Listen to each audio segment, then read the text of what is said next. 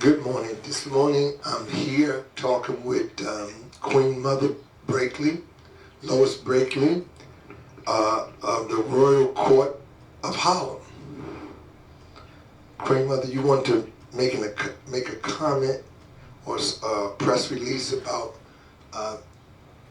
ex-Congressman Charlie Rangel. First, let me go through some things that the Queen was able to send me. With sadness, her notes. With sadness, former U.S. Congressman Charlie B. Rangel passed away at 94. Harlem in New York City, May 28th, 2025. And Ashanti Queen Mother, Dr. Delois Blakely, community mayor of Harlem, who is a decade-long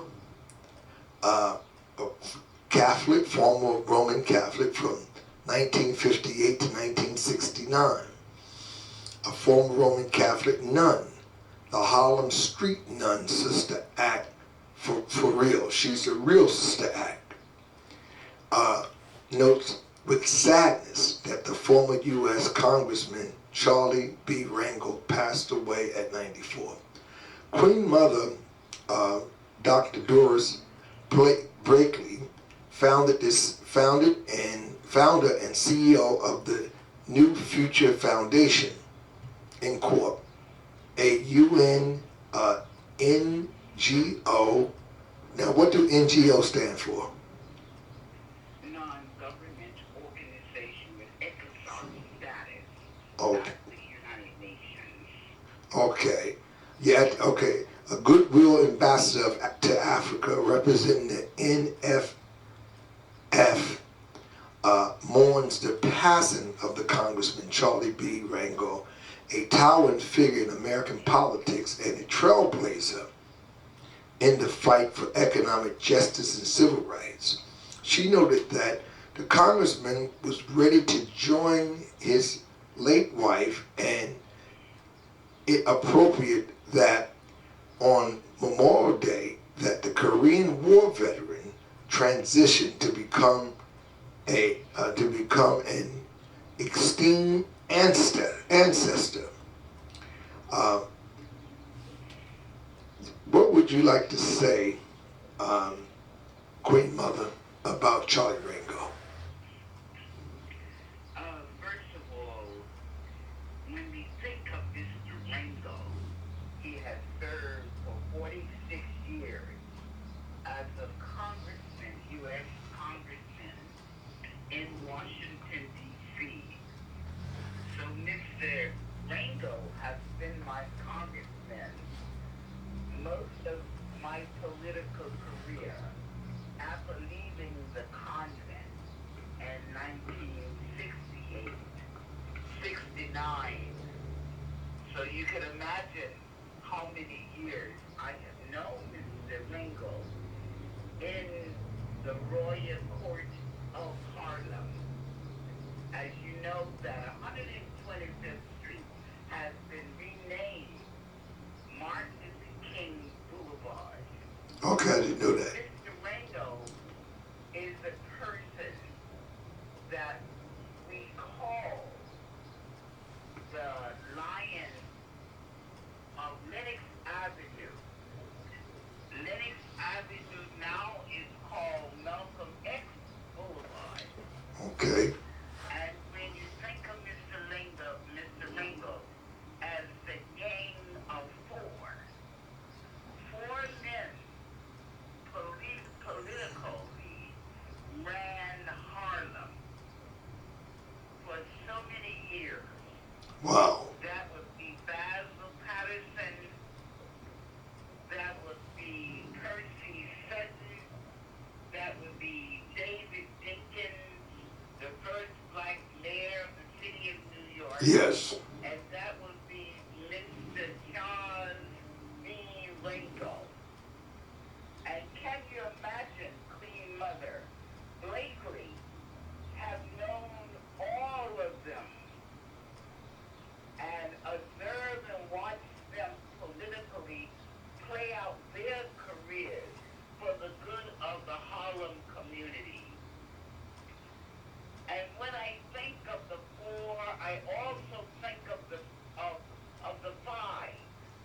Who's the five? The Roman Catholic nun, his name was Bumpy Johnson, the godfather of Harlem. Okay, now let me stop you there. Who spent time with the Roman Catholic nuns of the Franciscan handmaids of the Most Pure Heart of Mary here in Harlem. Okay, so you saying Bumpy Johnson spent time with the Roman Catholic nuns? He spent time, if you knew, the godfather of Harlem. Yes, I've heard about him. He was our banker. Wow. Before you had off-track betting. When the community had a problem, he had the number game in Harlem. Okay. And when you played the numbers, some of us would win in our family.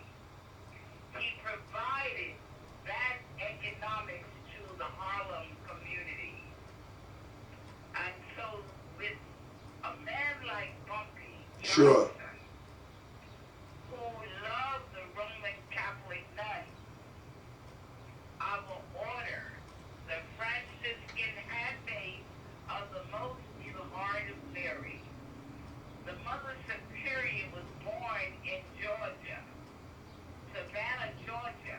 All right. And she came north with a priest, a white priest, came north and started over now 100 years old, the convent of the Franciscan handmaid of the Most Pure Heart of Mary, where Mr. Rangel, as the little Catholic boy going to school, was trained by the nuns of the order that I was in for 10 years. Wow. I had no. They sign a vow in the convent, and the vows of poverty, chastity, and obedience. And once I made my vows at the age of 16 years old, Sure. I came to the north to become a nun. My family knew nothing about Catholicism, Exactly. about the Catholic Church. But I learned about the Catholic Church through one of my classmates, which we had to do our report in school about religion. And I joined him for the report, and he took me to the first Catholic church in my hometown, Fort Lauderdale, Florida. I am a Gator girl, as well as I spent time in my summers as a little girl with the Seminole Indians Sure. in my town. So being a Gator girl and was able to go into a Catholic church with all of my classmates and learn about the nuns, and I always wanted to serve God. And so I said, well, this is wonderful. I like the ringing of the bells in the church. Sure. I like the mystery of the altar and the lights. They had candles, Sure. which was different from the Baptist churches.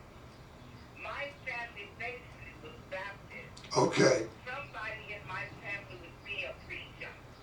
Now you call them reverend. Sure. And so it was a joy for me to be in the church, the Baptist church, because I used to sing. And the deaconess, which is the women, encouraged me to sing. I wanted to sing like Maren Anderson. Sure. I read your book. Yes. Could not tell me that I could not sing. And they allowed me to sing anytime I went to church. So I would go to church as a little girl just to sing. Sure. So I do have a gift that God has given me, which is my singing.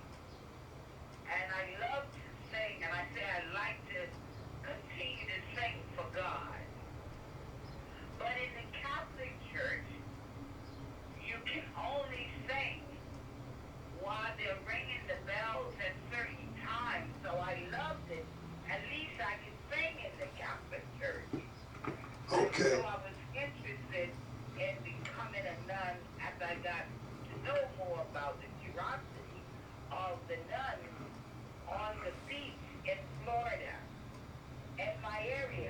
I would go after school to the beach so I could go and spend time with the Roman Catholic Dominican nuns at the beach and at the ocean, which I always enjoy going to the ocean just to get to know the nuns.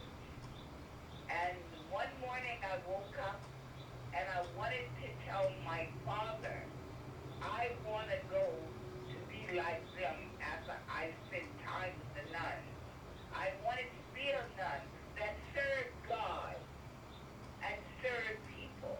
I wanted to be just like Sister Laura. I Okay. adored her because she was very interested and she let me talk as much as I wanted with her, with laughter and with being in her spirit. So I said that I wanted to be a nun like her. I never heard her sing though, Okay. but I watched her pray. Sure. And so there again, Mary Anderson, my role model, who could sing. And I love her singing because she sang opera and tremble with her voice. Sure. So when the Baptist church allowed me to tremble with my voice and the school allowed me to sing when we had our little services or had our little programs in the school, they would seem to both me and always to sing. And I would get up and tremble and sing like Mary Anderson. And even my classmates would clap of me singing. Wow. So there again, wanting to sing like the Blind Boys, like Sam Cooke, like, and you just can name that the Hummingbirds and the different gospel groups would come to the church in the neighborhood every year. And I would get there early so I can listen to the singing of black people, especially black men Wow. that traveled throughout the Deep South and singing. So I saw that as my career. I knew that I could do that. I knew also that I could be a doctor because my adopted parents, my godmother, my godfather, they had their own hospitals, Okay. houses, had their hospitals. So as a little girl, I would go to the hospital and serve those that needed help, the sick. I would read the Bible to them, and if I could whisper a little bit in singing, I would do it. So I had my own audience Sure. in the hospital because of my godparents Sure. were people who was professional and saving our community. I was raised by black doctors. I don't know anything about a white doctor.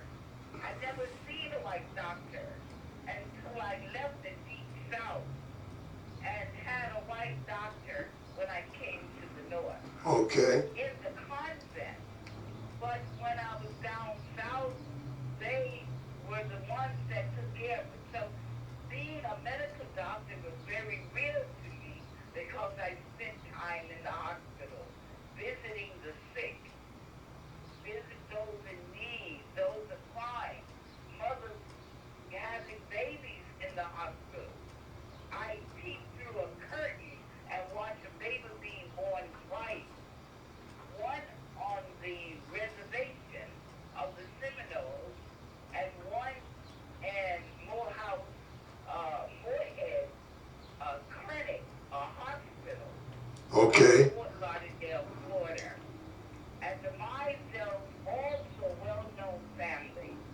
My godparents, but some of them were Catholic. Sure. Sure. With them wrapping their arms around me in Catholicism, they saved me as the one for catechism when I became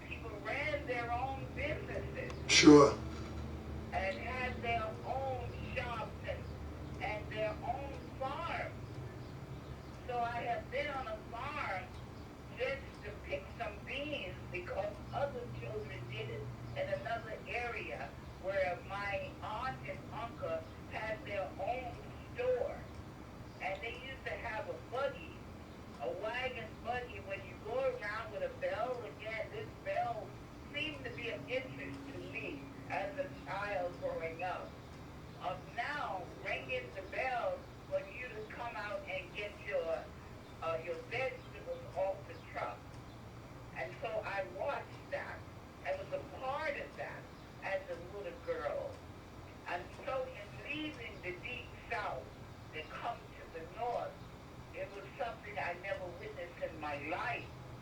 And you're talking about at Madison Square Garden, where at that time you had to train all the way from Fort Lauderdale, Florida, arriving in New York. Wow. So you can imagine how big and scary the Grand Central Station would be to Queen Mother. Sure. But I was a little girl and looking at the Grand Central Station at Madison, also Garden. And you can imagine how big New York is for a young girl. New York City, yes. My father giving me permission to leave home and said I can always come back, but I was leaving of serving God. I had to convince them. That's why I'm leaving home. And with the church, with the Monsignor and the nuns supporting my entry of convent underage. I was 16. They took you when you became 18. So I never finished high school. I finished high school later, never got a diploma. I looked like I went straight from school into a convent where I continued my education and became married to God. Wow. You become a bride of God. Sure. Jesus Christ is who I married to. Right. And then you take final vows to Jesus Christ. So I did all of that. But the thing that worried me as I got older, why did Jesus have so many wives? Sure. And why did he just have me? Right.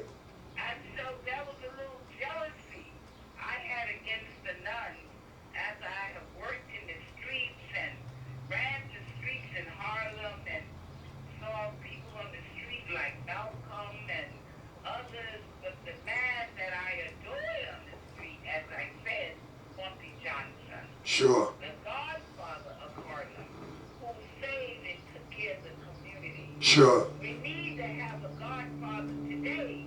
We don't have a godfather in Harlem now, as I know of, like we had then. Sure. We took care of the women. No one would be raping women and violent against women so that no one could stop it. The godfather would have stopped it. The godfather, Bumpy Johnson, would have stopped it.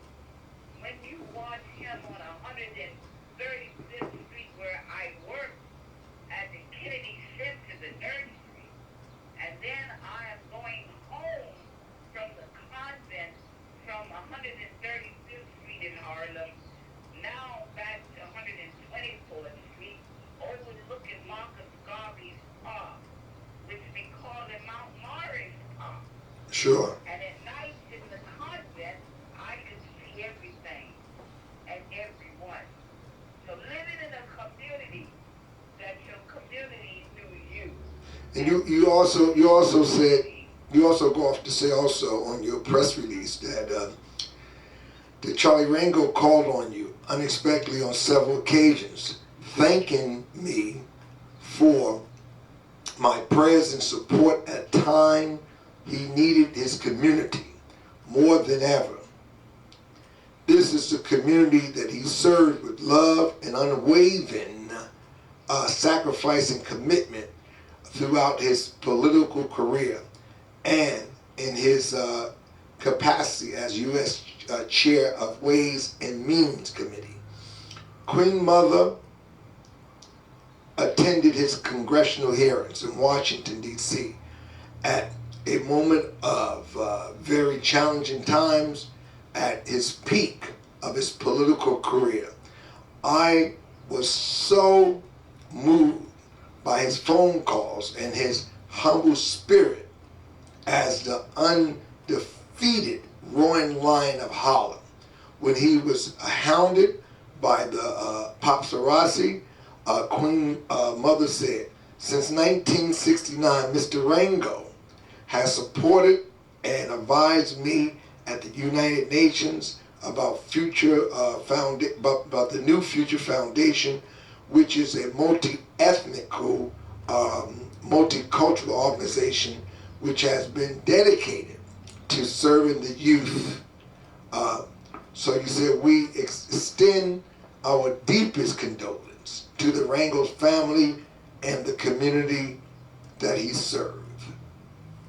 Yes, and if anyone want to contact Mother Blakely, they call 212-368-3739 or 838-900-1111. So Mother Blakely, you had a great friendship with the former congressman. Yes, very much so. Queen Mother was in fasting and praying when I heard the news. Yes. And then I just thought how he cared for us. And as a little boy grew up, it seemed all of his life as a Catholic child. And knowing our order, the Roman Catholic nuns of the Franciscan Handmaids of Mary, it was my duty to have gone to Washington 3 o'clock in the morning and getting up for my prayer time, that the boy said, go to Washington. And I went on the bus with one of my godsons from Nigeria that morning. And when I went there, it was the urgency of serving Mr. Rangel as he had served us in Harlem to be there. And so with Queen Mother going to Washington, D.C., it was my duty as one of his constituents and one of the children that was read by the Roman Catholic Church, Lady Aloysius, Saint Aloysius, where his wife was celebrated a year ago. Wow. And where Mr. Rangel grew up at Saint Aloysius.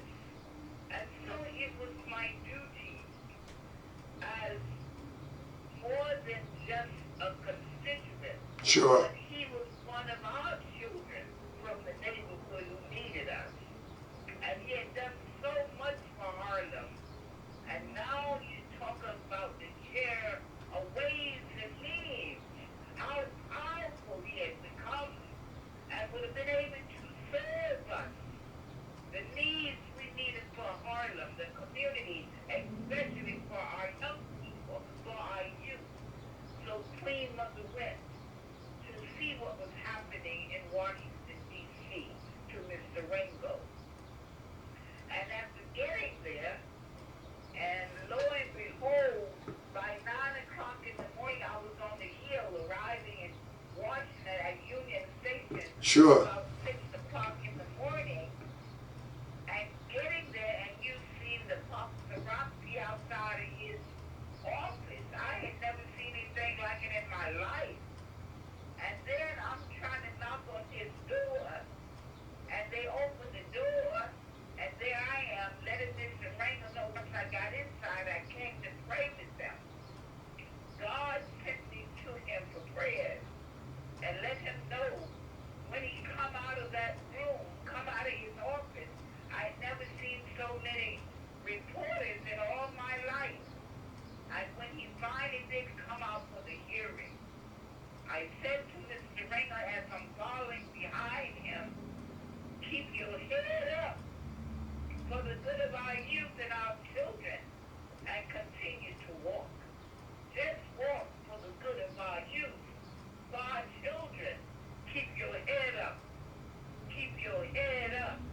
And when I got there, I had my seat already that was given to me to be a part of the hearing. And I was there when they charged Mr. Rangel for the conduct or whatever, Right. in the United States.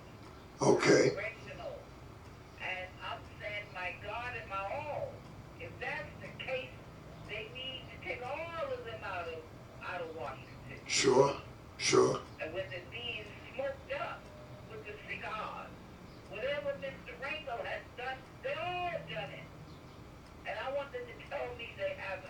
Sure. And if they didn't do it, I would never understand it.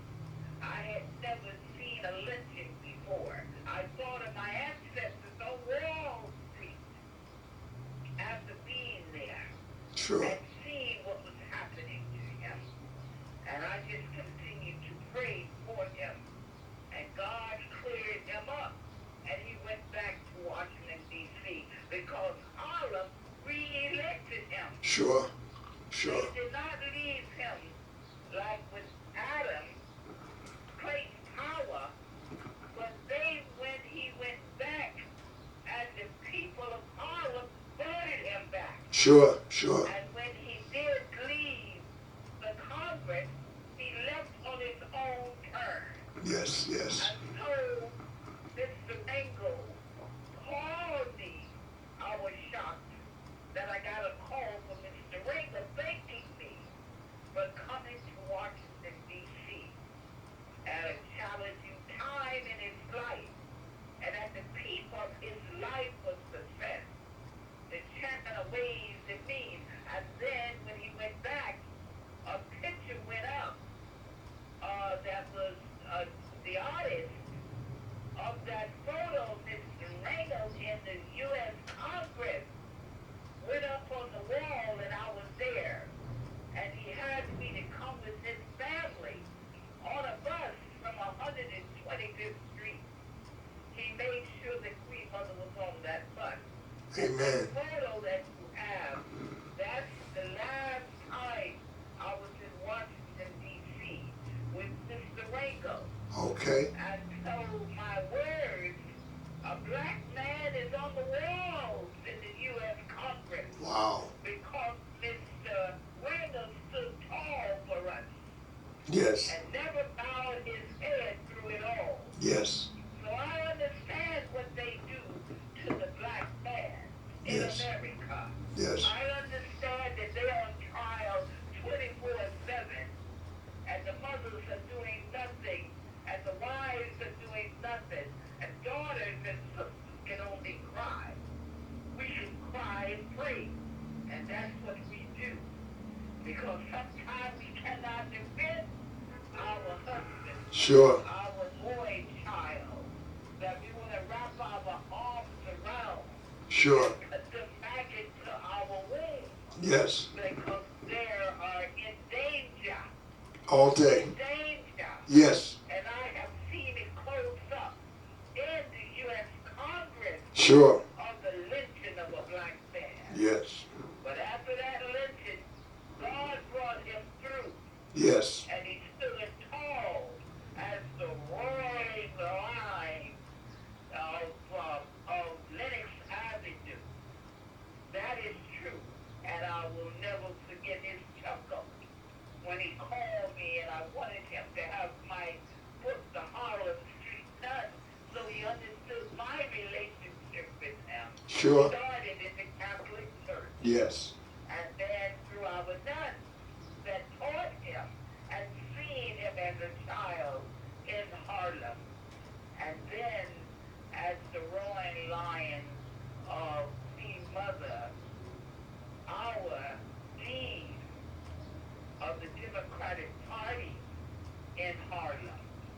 And so I went to watch Mr. Rangel from a distance, also from ashore, from both angles watching him in Harlem. And I knew that he loved children. And I proposed when I gave him my book, The Harlem Street Nun, which I hope that you all will go out to Amazon and purchase the book. I gave it to Mr. Rangel, and he called me chuckling about it. Wow. He was a man who was able to read and understand. Yes. And then I told him about the project of Glory Island, which he had been in Africa. Yes. Mr. Rangel knows the terrain, and when I gave him the book, the Glory Island book, and he read that book, and he said to me, Queen Mother again called me on the phone. I received several calls from him on the phone. And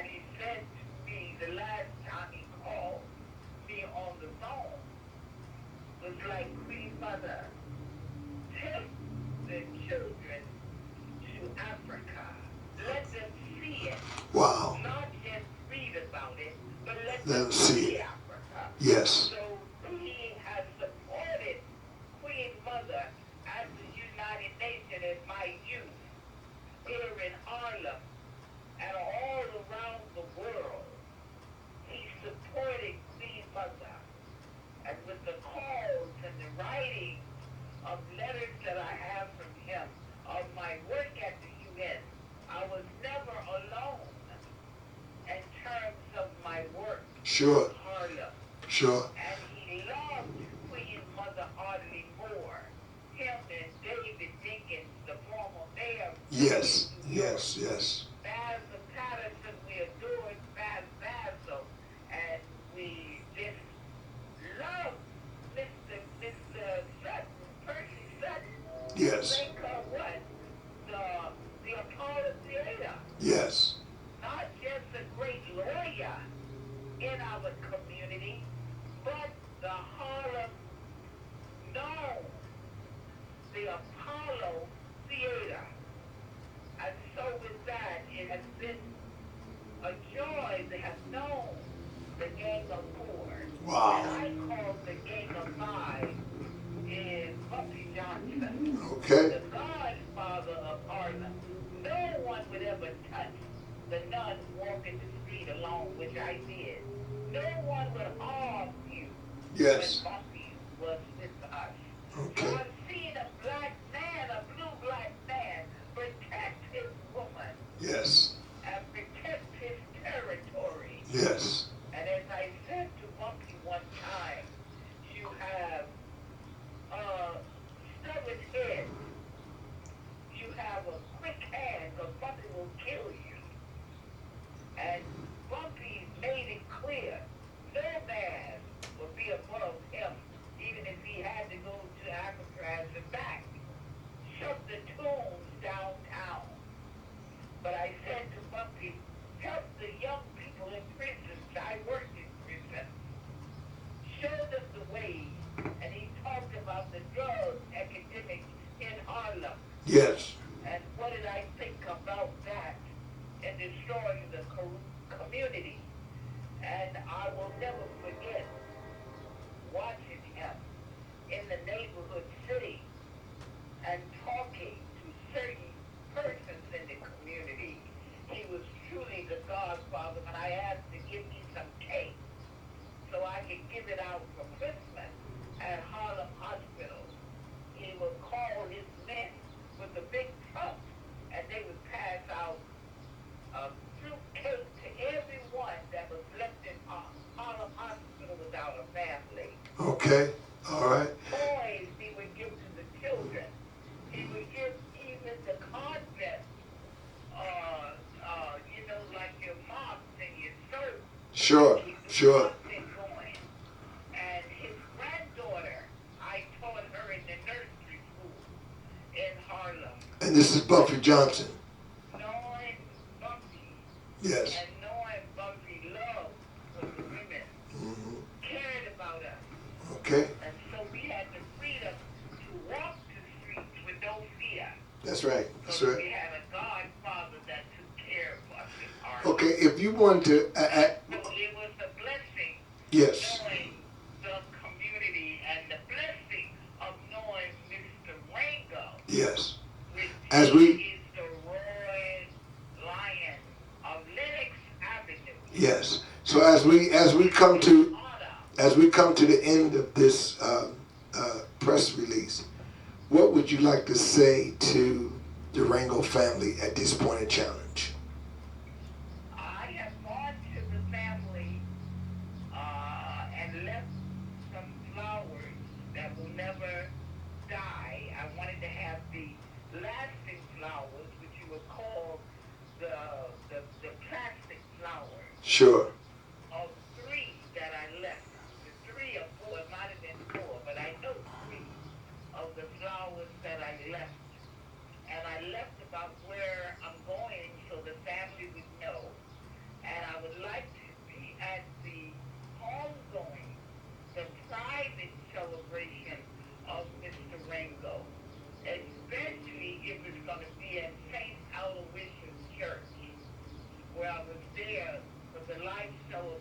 celebration of Amma and the repast.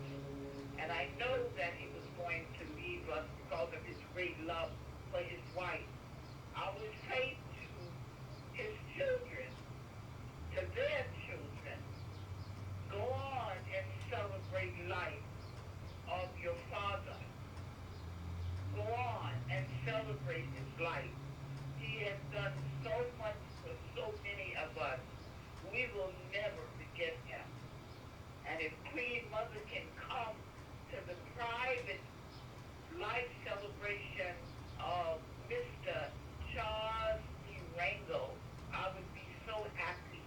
I know there would be a planning for a public one as well. But I will never forget Mr. Rangel.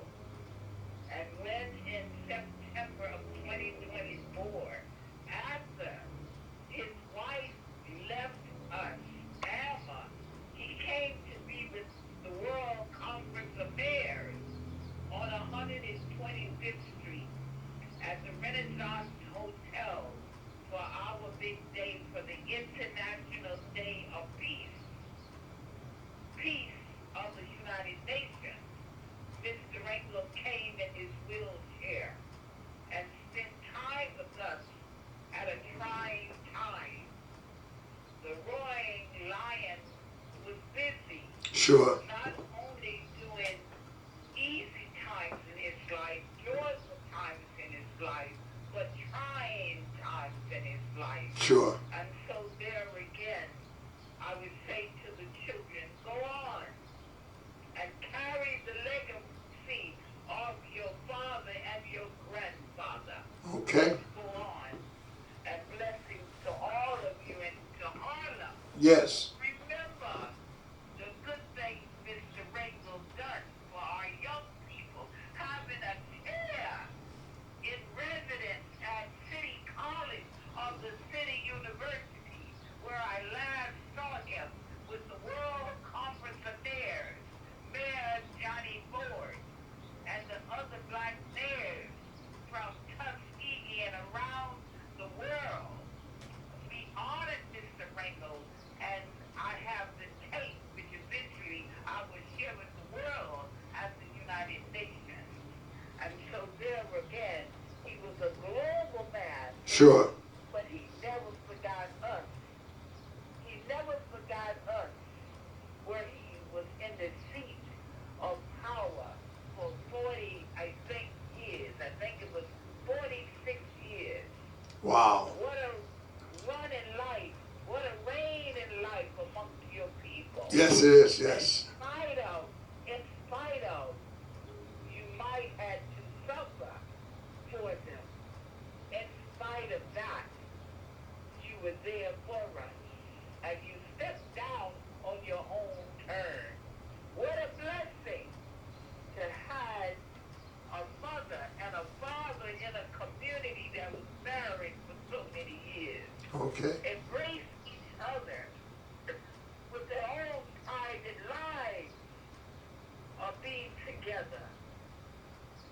What do we say about something like that? Wow. That's, That is a role model for the children to see and study. Alma Rangel and Charles Rangel, as they call them, Charlie. And I will never forget them and the contribution they made to our children and youth, and the institution they built in health and nursery home in Harlem. But never forget their love and care for our youth. And he would have done marvelous as being the chair of ways and means. sure. And they did everything in their power to stop him. That was the game as I saw it in Washington, D.C.